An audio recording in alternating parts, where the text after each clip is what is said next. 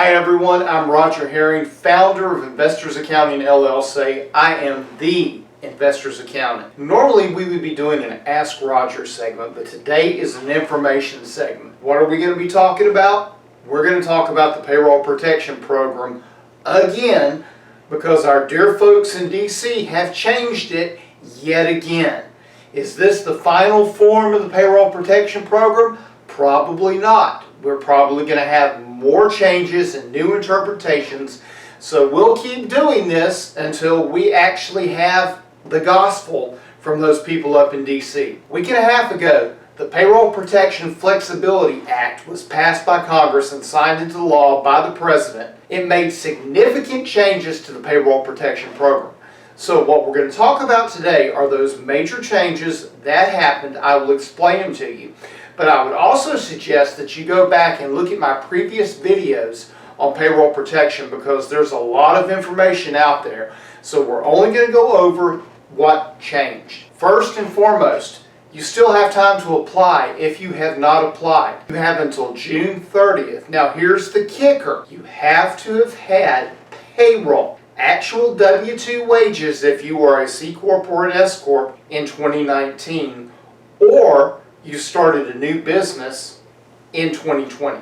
If you are a landlord and you have no payroll, you are not eligible for the Payroll Protection Program. Alright, if you had a business but the business was losing money, you are not eligible for the Payroll Protection Program unless you paid a W-2 salary. What are the changes? Well, first off, instead of only having 8.5 weeks to be able to use the money, you now have up to 24 weeks to use the entire payroll protection loan. Over those 24 weeks, it starts the day that you receive your funds. So it becomes the sooner of 24 weeks or December 31.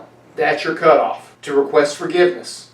You actually have 10 months after your 24-week period or December 31st. You have a long time to request forgiveness, and I advise exercising caution before asking for forgiveness because they've changed this thing 3 times. I would slow down and not rush unless you know you've got the whole loan taken care of. Another big change. Instead of 75% or 70% toward payroll, you now only have to use 60% of the funds toward payroll to be forgiven. Now, here's the thing. Let's say that you don't use the full 60%. Let's say that you borrowed $100,000. That means that $60,000 should have been spent on payroll. But what if you only spent $54,000 on payroll? Well, since 60% has to be payroll, that means that only $90,000 of the 100 is forgivable because 60% of $90,000 is the $54,000. There is still a $100,000 cap on annual wages. And owner employees, that means if you own an S Corp, for that matter, if you are the primary shareholder and an employee of a C Corp, this applies to you as well. Your wages are capped, but you have a couple of options. You can choose the 850 seconds method, which means that you're going to have a look-back period of 8 weeks, or you can choose the 24-week plan. Now, if you choose the 8-week, what do you get? You get the lesser of 850 seconds of your 2019 W-2 salary, or $15,384.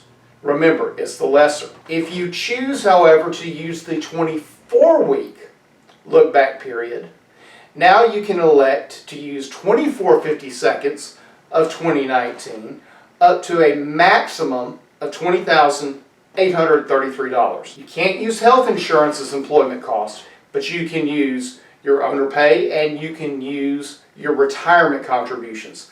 Those are the changes. Another big change, we now have a longer payback period. Instead of just 2 years, anybody that received the funds after June 5th has 5 years to pay the money back and it's only at 1%. Well, Roger, I got mine in May. What does that mean for me? You are allowed to negotiate with your bank for a 5-year payback. If you also, in addition to PPP, got an EIDL grant. Remember in the beginning it was supposed to be an emergency $10,000 and they wound up changing that to $1,000 per employee. So any EIDL grant that you got reduces your forgiveness. So let's say that you obeyed the 60/40, you borrowed $100,000, but you got a $10,000 EIDL grant. Well, you're going to have to pay back $10,000 of the payroll protection funds. Until next time, guys, it's great talking to you. Roger out.